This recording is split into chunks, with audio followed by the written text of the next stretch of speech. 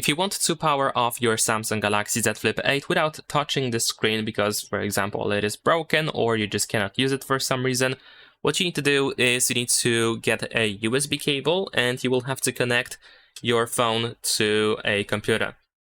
So let's plug it in. Let's connect the phone to the computer first. There we go. After that, once it is connected, you will have to perform force restart of the phone by using the power button and the volume down button at the same time. You will have to hold these two buttons until the screen turns off, and once that happens, you will have to switch from power and volume down to power and volume up, and you will have to hold these two buttons to go to the recovery mode. So let's give it a try. I'm just gonna press power and volume down and keep holding, and once the screen turns off, switch to power and volume up and hold these two buttons until you see the recovery mode.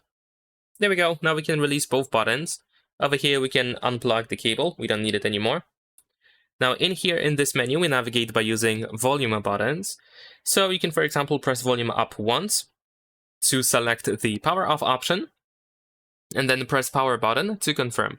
And then the phone is going to turn off, and that's all. Keep in mind that the next time you turn the phone back on, you will be back in the recovery mode.